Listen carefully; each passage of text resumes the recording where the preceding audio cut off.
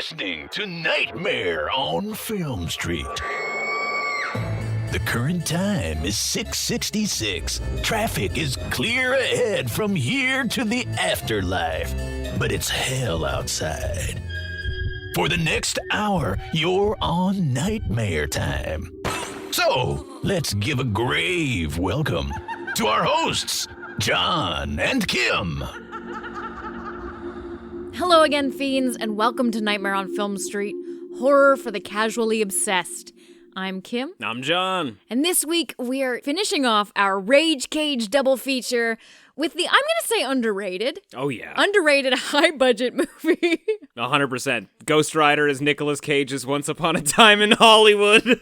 John, before we get into this week's film, I want you to say 3 good things about Ghost Rider to recommend it to anybody who has not seen the film yet and is on the fence. Sure. I mean, like, these also work for anybody who's actually also seen it and sort of dismissed it when it came out. You really should rewatch Ghost Rider. I have to say one of my favorite rewatches in a long time. Yeah, number 1, it is a fucking Texas fried neo-western with deals with the devil and a fucking flamethrower bicycle. Like, goddamn, how do you like? How many points is this? Really, I'm actually just describing like everything everybody already knows about Ghost Rider, but like, goddamn, this movie, it really, really sells its neo-western vibes, and you swap out horses for motorcycles, you light them on fire, you turn your hero into a skeleton, and bam, that's Ghost Rider. I didn't realize how easily sold by skeleton I am until I watched Ghost Rider. Just put a skeleton in anything, and I'm like, yo, this is dope.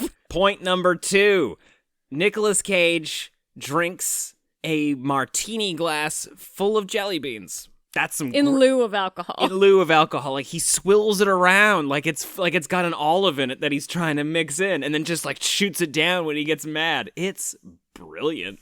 And I think point number 3, maybe this is a bit of a cheat. You're gonna have to let me know if I gotta find something new here. But like really helping sell that neo-western vibe, we got fucking Sam Elliott as a cemetery crypt keeper guy.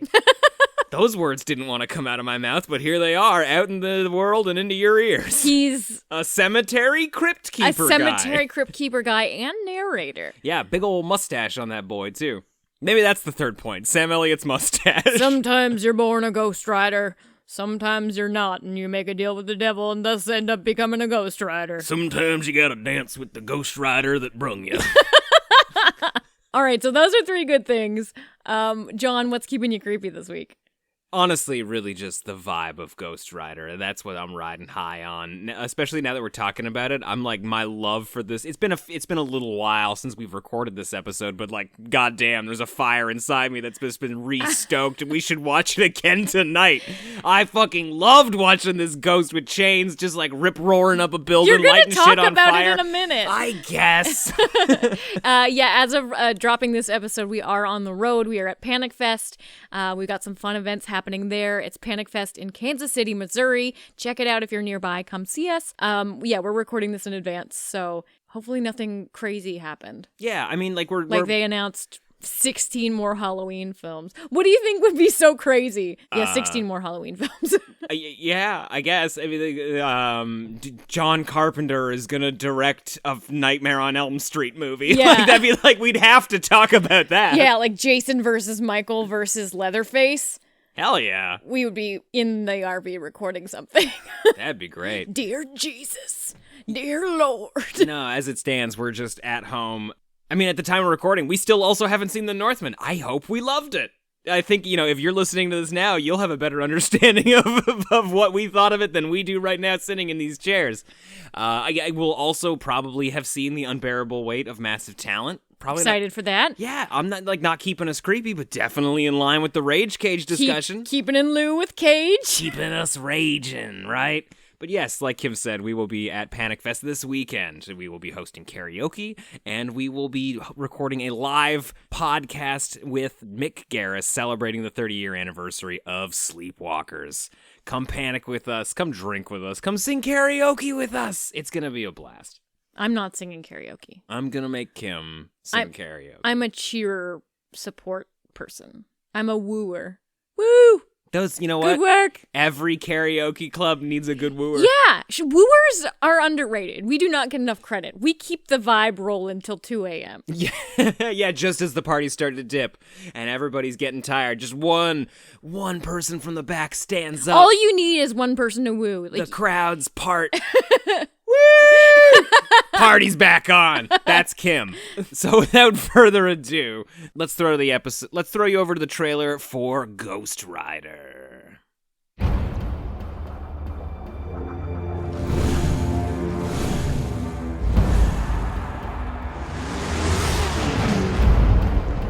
You should be taking a dirt nap after that ragdoll today.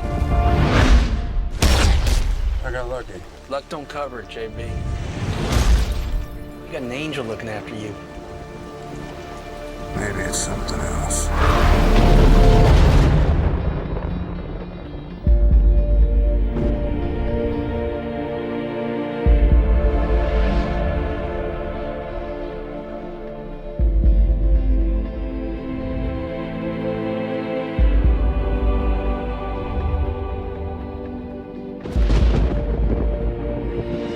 Story goes that he'll be normal during the day, but at night, in the presence of evil,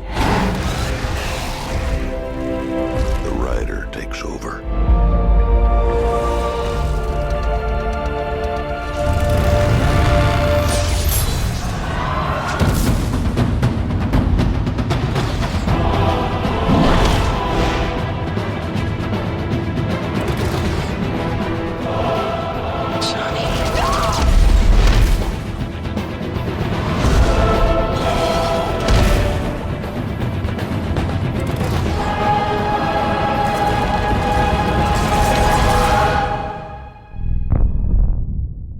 I'm the only one who can walk in both worlds.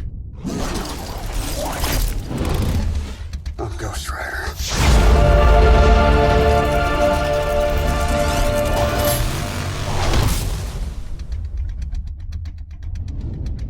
Ghost Rider from 2007 is currently sitting at a 5.2 out of 10 on IMDb, 26% on Rotten Tomatoes, and a 2.2 out of 5 on Letterboxd. Wow. People think this movie's half good. Either the Ghost or the Nicolas Cage. Honestly, I thought going into this I was going to think it was half good. Yeah, oh man, I was struggling real hard to figure out whether or not to watch, as the Ghost Rider expert of the group, whether or not to watch Ghost Rider or Ghost Rider Spirit of Vengeance. I'm very happy we watched Ghost Rider. We are going to watch the second Ghost Rider after tonight. this. Yeah, before the sun rises. I need to watch it. Yeah, I saw this first when it came out in theaters, and I haven't seen it since. I had forgotten everything about it. Yeah. And I remember liking it, but I was like 17 at the time, so... You were just happy to be out of the fucking house. Yeah, so... Honestly, I had low expectations, and this movie fucking blew me away. Can I tell you that these last two episodes have kind of been like your baby? Not that, okay, so like you kind of deferred to me in terms of which of these two movies to pick, but it was your idea to cover Vampire's Kiss, and I don't think either of us realized how fitting of a pairing this was, because both movies are essentially Nicolas Cage hunting around for hidden contracts, like contracts that no one can find because they're not in the spot they're supposed to be. That's amazing. And also standing up girls he likes. Yeah, oh, that's a Cage move. Commitment right there. issues with women. Hell yeah. I mean, he doesn't have hair plugs in Vampire's Kiss, but he's got a very specific do. I think it's a topper. I think it's a rug. But you know what? Who are we to judge?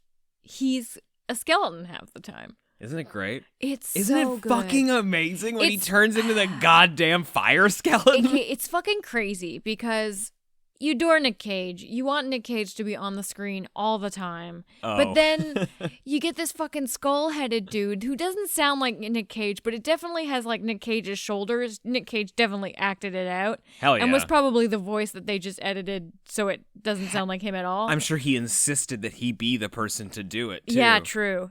So it's like this weird push and pull because the action sequences with the fucking Ghost Rider Skullhead are fan-fucking-tastic. Right. Oh, man. But also the scenes with Nick Cage are fan-fucking-tastic. So I don't know which one I like when... You can't lose! No, it's like I want more Ghost Rider, but then Nick Cage does something silly and like drinking jelly beans out of a martini cup, and you're just like, no, it's fine. We'll stay here. It's great. I think that's because he was, if I have heard about this a little bit, and I don't remember exact details, don't quote me on it, but I'm pretty sure it's because it was supposed to be alcohol. And so, like, because I think the idea is that Johnny Blaze is living dangerously and recklessly. And so, like, he's drinking all the time and doing these impossible stunts. Like, he literally has a death wish almost. Yeah. But because of the rating, I guess, because it's got to be a PG movie. And you can't have the lead good guy poisoning himself with alcohol. They wrote it out. And I think Nick Cage fought for it. Like, he really wanted it. So he was like, fine. He's still going to have the martini glass, but we're putting jelly beans in it. Oh he my fucking God. swishes it around at one point like there is an olive in it. And I swear to God, he only eats yellow and red jelly beans, and those are Johnny Blaze's colors. Yeah, baby. Those are the colors of a carnival.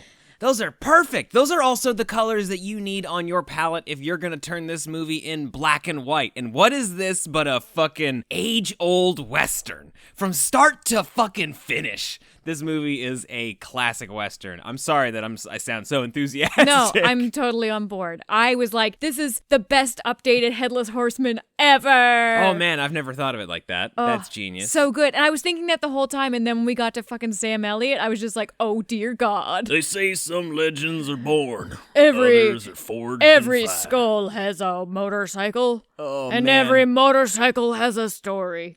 This is the story of one of those. I really wish y'all could have been like I wish we videotaped us watching this when Kim realized that Sam Elliott was also a rider and he came in on his fucking fire horse and they my just God. rode off into the desert together. God damn, guys, so much hooting and hollering happening up in here. I was lying down on the couch watching this movie, and I had to sit up with my fists in the air. I knew he was like the old Ghost Rider. Like, I knew he was passing the torch. Obviously, he knew way too much shit about Ghost Riders. Yeah, right? But when it was a fucking horse, I was dying. It was amazing. They're fucking just like ripping across the desert. It makes no sense because he's like, well, it's the end of the line for me. I'm gonna go back that way. It's really not that exciting if there's two good guys fighting the bad guys, so I guess this is my cue to exit. You gotta do this one alone. Yeah. Sometimes you gotta dance with the one that brung you. Oh. They're fucking riding off in like that Johnny Cash tune, Ghost Riders in the Sky, which is so perfect too, because this is also like a Judgment Day story, like it's Revelation. The end of the world is coming. That's what that fucking song is about. The four horsemen of the apocalypse. So rad. They kind of gloss over the idea that the Ghost Rider might be the fourth horseman of the apocalypse. Do they? Well, there's those other three I mean, I guess not. This is headcanon. But I do love that the bad guys are like it's like the funky bunch of bad dudes. Like we got Earth, Wind, and Fire, and that's who he's going up against. The fourth element Earth, Wind, and Water. He's the fire. My mistake. Like those would be the four elements. Aren't the four horsemen? No, they're like plagues, aren't they, right? I don't know, man. I don't know at all. You've done more Bibling than I have. I know, I realized that. Because you're like, at one point he's like, that's my favorite quote in the Bible. And I was like, yeah. Well, I think what I said was Sure thing. That's the most metal quote from the Bible. No, you said my favorite. No, I don't know. It's possible. Maybe I said the coolest. I don't think I said my favorite. Like, of all the quotes, that one always gets me. And specifically, it's not like it was like, Jesus wept. Like it was, our name is Legion, or my name is Legion. We are many. Fucking rad, dude. What is that? What context is that in the Bible? Jesus comes up to a possessed dude, and everybody's like, oh man, we got a possessed guy in this village. It'd be so great if you could help us out. And he shows up, and the dude's possessed, and he calls the demon, and he asks what their name is, and the demon... This is in the Bible? This is in the fucking Bible, baby! This is fucking metal! And he looks him in the eye, and you're like, as a reader, or a child in a pew in a church, expecting him to be like, my name's Bad Boys for life. But he's like, we are Legion. vision, we are many. Like, the fact that there's the idea that there's just like 100, 1,000 souls inside one dude is awesome. And then Jesus is all like, okay, I'll take you and I put you into those pigs over there. And the pigs are all like, oh God, and they jump off a cliff. That's how that whole story goes. So this brings up an important point. Uh-huh. I don't care for the plot in this movie, but the plot... Whoa. Can I stop you right there? Yeah. There's a plot in this movie? Yeah. Holy shit. The plot is irrelevant. Yeah. Fucking Nick Cage is playing a motorcycle daredevil who sells his soul to the devil for basically nothing. This sounds like the greatest plot ever. What are you talking about? And then becomes the Grim Reaper, and he has... But no, I'm talking about, like... Yeah. I'm talking about, like, the minutia. I'm talking about, like, there's this contract. And You don't like Peter Fonda and in you this gotta fucking sign movie? the contract. You don't and- like Mephistopheles? No! Who the fuck is Mephistopheles? He's the dude who makes the contract. I thought he was Satan. Nah, so at the beginning of the movie, Sam Elliott's like, when you make a deal with the devil. And then at no point in the movie is he referred to as the devil. He's only referred to as Mephistopheles. Is that the devil? I met at a am cross- uncertain on this. They met at a crossroads. There's It's the fucking devil. there's a lot of visual aids that spell out in pop culture And that he's the devil. He's got a son who's out of control. Not like, the Antichrist, it's a dude named basically Blackheart. Little Nickying all over the place. Yeah. Not a great villain. So this is definitely an era where The Vampire Diaries were fucking burning up the charts. I was gonna say, well, where studios were going whole hog into CGI. Okay. They're like, we don't need makeup artists anymore. Nope. Gone are the days of those professions. Not nary a makeup was in this entire film. He's got all of those bad guys could have been makeup, but they were all like, "Ooh, I'm smoke. I can't be tamed." I think the wet guy was practical. Yeah, they put gel in his hair, but then he was also water at some Oh point. man, can you imagine 6 a.m. call time? Like, all right, Dale, here's your bucket. My favorite thing about drenched him every morning. My favorite thing about him was in like the group scenes. Every time the camera was on him, he made bubble sounds. Like fucking Little Mermaid bubble sounds, like bloop, bloop, bloop, bloop, bloop, bloop, bloop. Under the sea. Yeah, good stuff. I mean, plot-wise, there's not really... You've covered all the beats, basically. Yeah, I don't really understand any of the Mephistopheles. the devil stuff. I think is like the like- alternative name is Mephisto, if that's easier for you. So he's like, you gotta get my son and his bros. And then he just basically gets his son and his bros. And then all of a sudden there's like, there's a contract that he needs so he can be cool for a minute, but you'll kill him anyway and it's fine. Okay, so here's the deal. He makes him an offer he can't refuse. To be cool for a minute. So that way he can call on him at any time in his life. Oh, the Ghost Rider. Yeah. Mm-hmm. To do a job, to do a favor. It's just like... So it's like the mafia, like the devil mafia. Yeah, that's probably why I said offer he can't refuse with that dumb mafia accent. I don't know if you see my hands right now. I'm sorry, goldfish. I'm wringing I them forgot. in front I'm of a you. goldfish. Yeah, so that's the idea. It's just like, hey, I need you to be muscle for me at some point when I need muscle. Right now, I got no plans for you, but it's always nice to have a Ghost Rider in the fucking back pocket. And he goes ahead and lives his life. With no joy for approximately an adult Nicolas Cage amount of time. And then at some point, his son, not called the Antichrist in the movie, but called Blackheart, comes up, is going to take Mephistopheles' throne. To do that, he needs more souls for more power. So he's going to, this is Blackheart contract law. Blackheart is a good villain name for like a Western horror, though. Like, you gotta get Blackheart.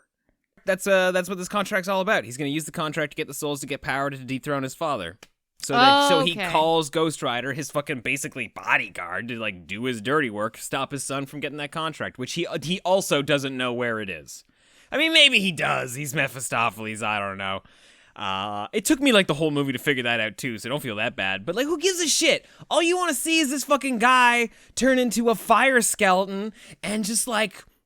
Fuck up some dudes, yeah! Just like rip up the roads, drive up a building, turn people's souls into ash. Rescue a pre-famous Rebel Wilson. Right? That was a surprise. It was almost as good of a surprise as when he fucking drove up the side of a high-rise. Man, I love that shit. Oh, not even so good. Doesn't break the entire window as he drives up, Just right? a trail. Just breaks enough for the tire tracks. Because I guess it's because he's melting the window as he goes up. Is that what's happening? Okay. Okay. I'm surprised he didn't turn that sand dude into glass. Oh, that would have been cool. That would have been cool. I think he was wind, though.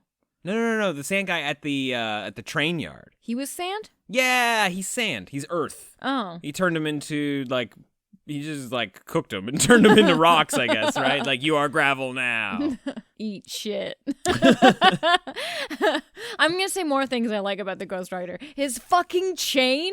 Oh, God. Chain's great. So good. You know, like, it completely justified Nicolas Cage's bad Texan accent throughout the whole movie. Because he had a lasso. Yeah, I was like, why is he doing that? Oh, it's a lasso. Badass. So good. Just the fucking motion of wrapping it around his shoulders. I fucking love it. Yeah. Love it so hard. I mean, everybody, that's why they put it in the movie like 100 times. Oh, I buy it though. It's great. I buy it. I actually have no idea whether or not the Ghost Rider is, like, I don't know if it's canon that he's Texan.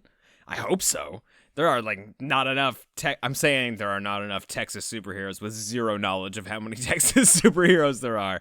But damn, what a great choice. I hope that was something they made up for this movie, because it's a genius move.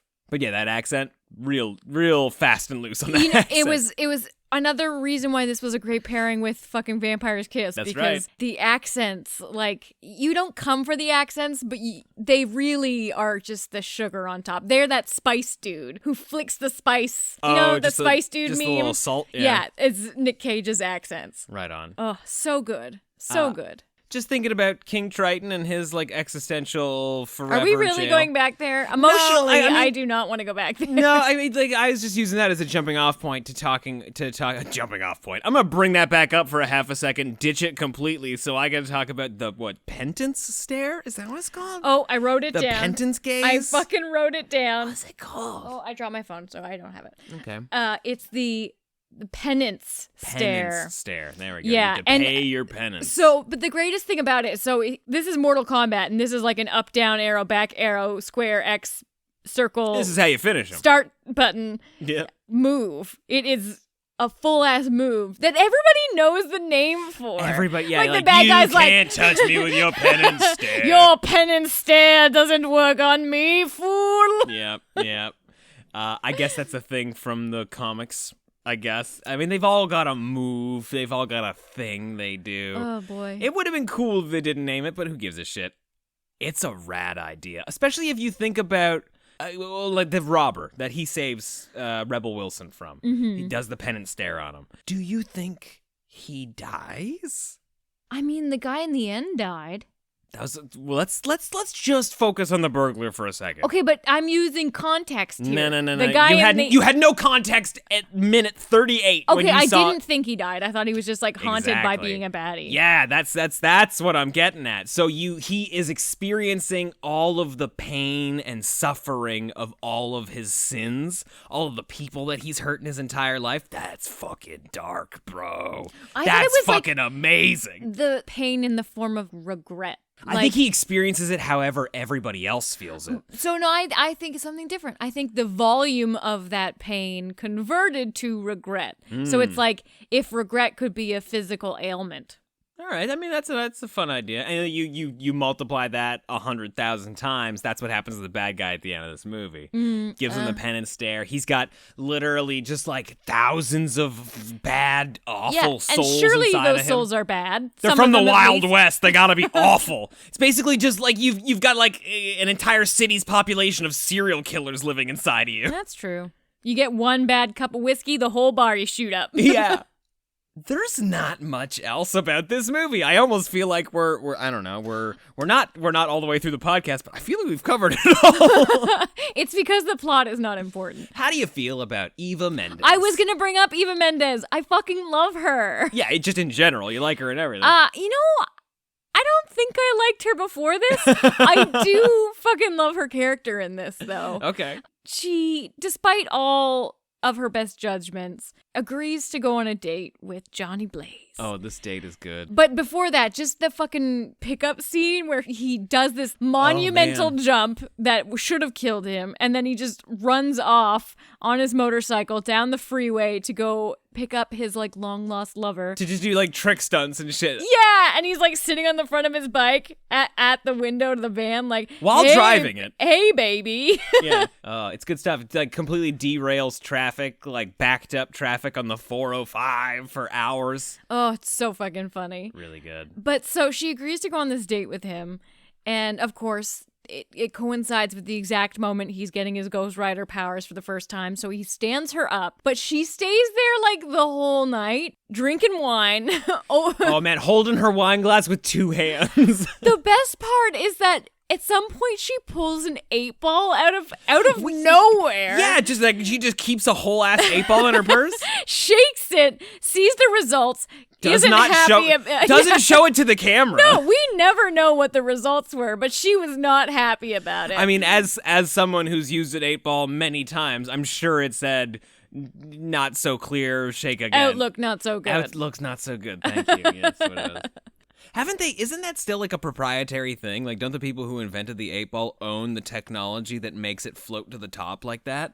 Is there tech involved? Yeah, I thought it was just a snow globe. Here's what you got to think. Remember, with a snow globe, everything that's inside of it falls down. With the magic 8-ball, you shake it and turn it up, and then the result comes to the top. Yeah, but it's just a hollow block in there. It floats. Okay. But what's to stop? It's just buoyant. What's to stop all of them from floating up there? There's only one. It's like a die. Oh, is that how it works? Yeah. It's like a triangle dice. My. Okay. You silly goose. I've just never given a thought. I'm like, it is magic. Okay. Surely it really is predicting my future. We better not give it any other thought. We better save this, talk about it publicly in a few years, and blow everyone's minds. So this seems like a good opportunity to talk about how this... Now, oh man, this is gonna get wild and weird. Now, I don't have like 20 minutes of material planned on this. What's going on? But like, you know how Jim Carrey had this thing where he's sort of talked about his career, and in retrospect, like all of the movies that he's chosen have meant something about where he was as a person, as an actor at this point in his life. And you can kind of trace the Jim Carrey we have now back to this moment of like The Truman Show, where he really made a movie about himself and how he feels in the entertainment industry. Okay. Don't you think that maybe Ghost Rider is Nicolas Cage's version of that? Don't you think he made a deal when he was very young that he didn't understand and has been looming over him hard and is like, the chickens are now coming home to roost in his adulthood? What? I think this movie speaks to Nicolas Cage on a deeper level than we understand. What? Yeah, and on top of that, he also has the gift of doing a movie like The Ghost Rider, which I think has been like a lifelong goal for him. Because like even Nicolas Cage is taken from, what comic book is it? I don't think it'd be too easy to say it's taken from Ghost Rider, because Blaze has to be the original name of that, but I'm almost certain Johnny Cage. Well, that's Mortal Kombat. What is happening? I know, I'm losing it, but the name Cage is taken from, I think, the X-Men or something, right? Okay. Like, because his name's Coppola. The real-life character of Nicolas Cage, right? Yes, real-life Nicolas Cage was a Coppola, changed his name to Nicolas Cage. Yeah, and became the Ghost Rider. So I think, I think this movie... Do you think it's like the taxman cometh? Is that what The taxman cometh. Is what Mrs. Mephistopheles? Thank you. I don't. Yeah, it's hard to say, because I definitely think that like his buddy, his head tech. The guy was like, "Oh man, you can't." R.I.P. You can't. Oh right, it's so sad when he died. We both went no when it happened. We both liked him. He is definitely like a stand-in for Nicolas Cage's agent or manager, right?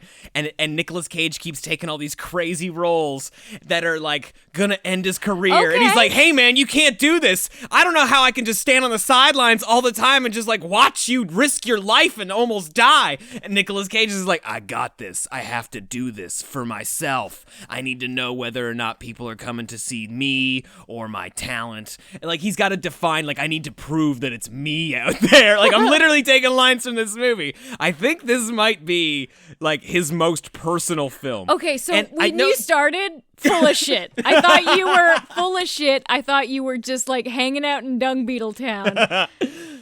You kind of wheeled me in with that last little bit. I think once we get to like 2/3, maybe halfway through the movie, that falls apart and it becomes a full superhero movie. But like all of the origin story building up to the redemption arc of the Ghost Rider and Nicolas Cage is all there in the beginning. Wow. And I'm gonna say in retrospect, maybe that's how I should have been watching Vampires Kiss. But Ghost Rider. Something interesting, actually, is that this film was in development for like fucking forever. Of course it was. So it came out in 2007, was supposed to come out in 2006, started filming in 2005.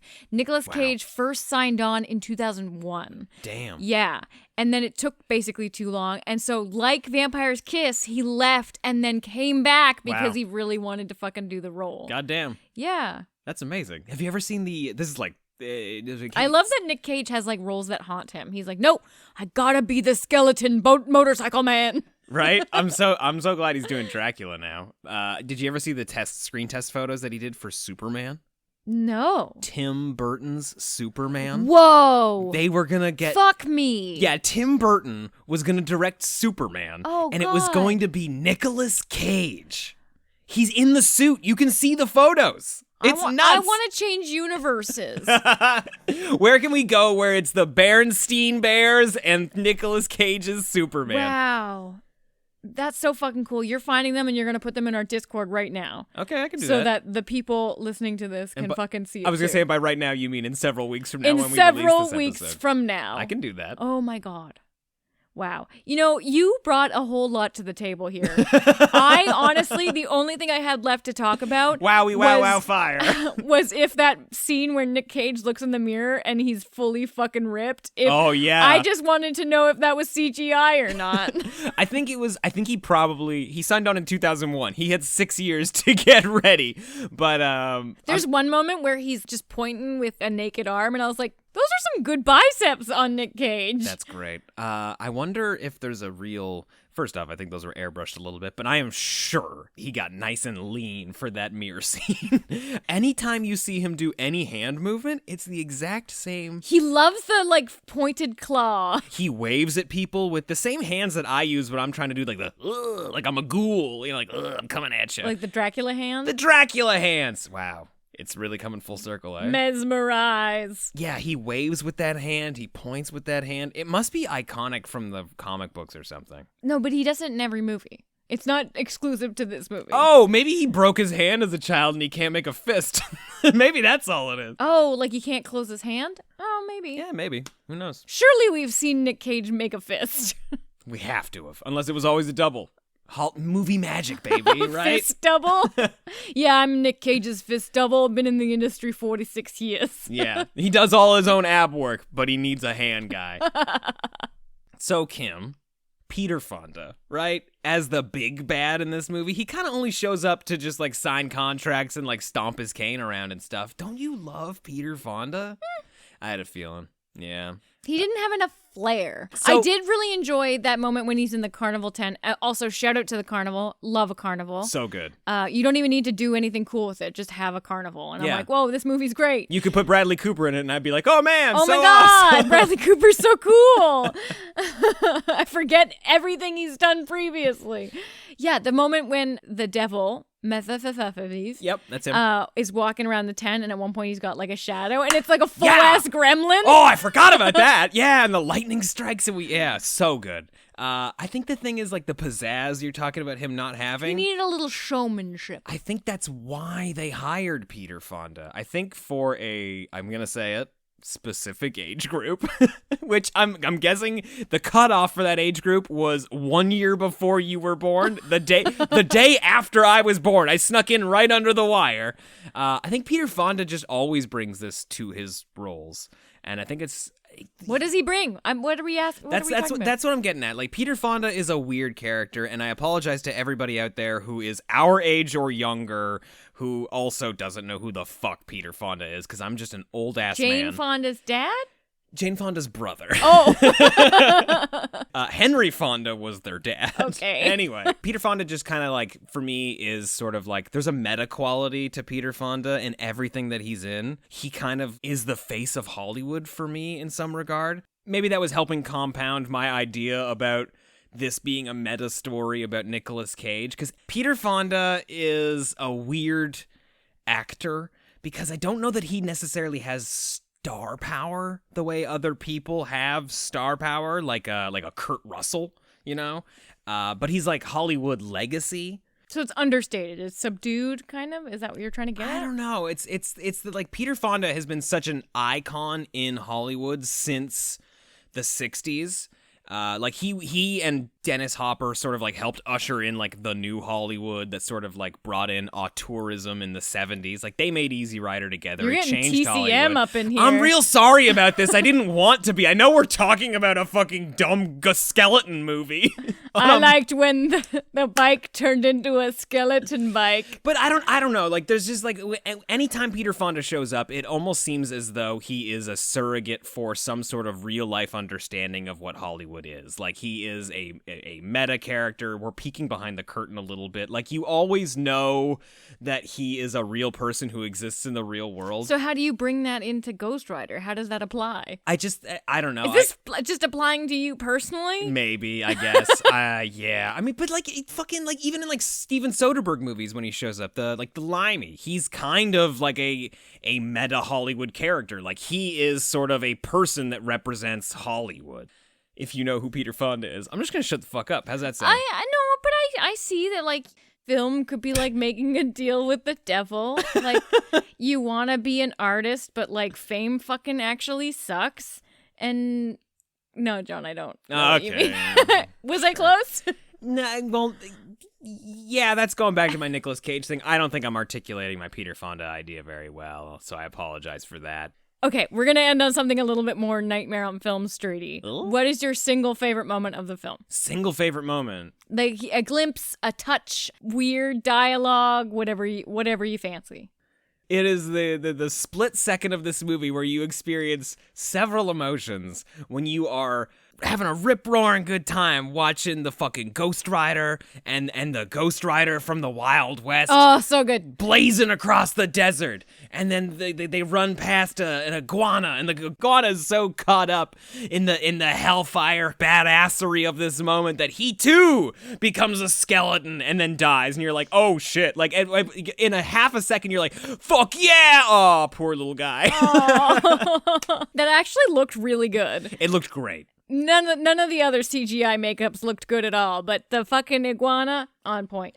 My favorite moment? Yeah. And I hope you fucking agree / saw this. The Ghost Rider's motorcycle transforms out of Johnny Cage's regular motorcycle. Yeah. When the first time it's degenerating Christine style into his old motorcycle, the skeleton turns into like skeleton hands that like pull down off and like disappear, but they trail down the front of the bike. Yeah, like, and it honestly looks like, you know, when the other mother in Coraline. I fucking knew you were gonna say that. Yeah, the other mother in Coraline does her like final transformation where she has like sewing needle skeleton hands. Yeah, they look like that. Yeah, and it's fucking amazing. It looks so, and he's got like a whole ass fucking rib cage and like the bottom carriage of it. It's oh great. Man, that bike's rad. The only thing that tops it was the fucking Ghost Rider horse. Man, all of the hard zoom ins on people's eyeballs. Like it's like a cross between like an Italian Western and a Mad Max movie. Well, I think they're trying to mirror comic panels. Like what you would see is in a standoff, you'd have here's a full body shot, here's just a panel of the eyes, which is also happens to be Wild Westy. Fuck yeah, man. Which is really fucking cool. I did really like the camera work. It was all over the place,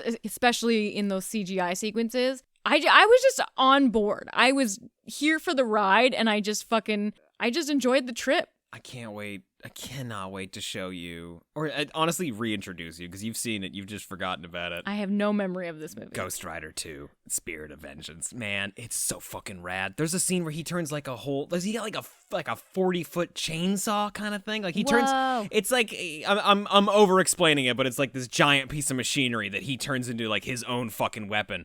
Best scene of the whole goddamn. Well, first off, directed by the guys that brought you Crank and Crank 2. Yeah. That's all you really need to know.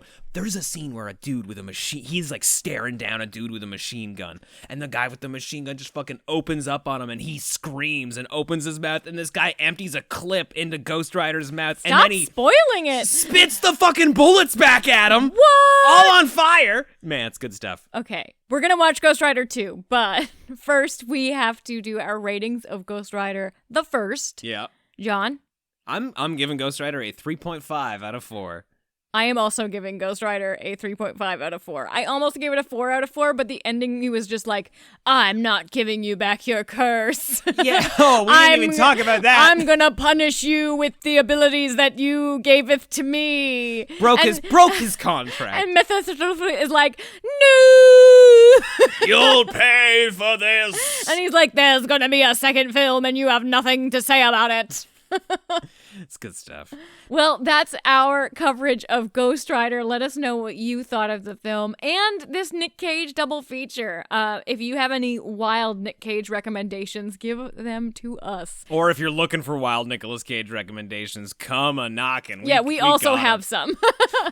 You can tweet at us at NOFS Podcast on Twitter. You can find us in our Discord server at nofspodcast.com/Discord. And while you're at it, please, please, please leave a 5-star rating on Apple Podcasts or Spotify, wherever you're listening to this podcast. It really helps us grow the horde, get the show in front of more fiends like yourself, and climb the charts. It takes no time. You've already got your phone in your hand or your pocket, I assume. Where is your phone? Yeah, shit. Do you know where it is right now? Goddamn. Another podcast is about to come on that you did not subscribe to, and it's going to be really weird. Did you steal somebody's phone? What kind of madman steals someone's phone and then goes through their subscribed podcasts? But hey, I mean, while you've got it. 5 stars. Before you sell it on Kijiji like a ruthless criminal. 5 stars on Spotify. We won't tell anybody. Until next time, I'm Kim. I'm John. Stay creepy. It appears you made it out alive, but we'll get you next time. Help us to grow the horde. Leave a 5-star review on Apple Podcasts or wherever you subscribe. More terror can be found lurking on our website, nofspodcast.com. Until next time, stay creepy, fiends.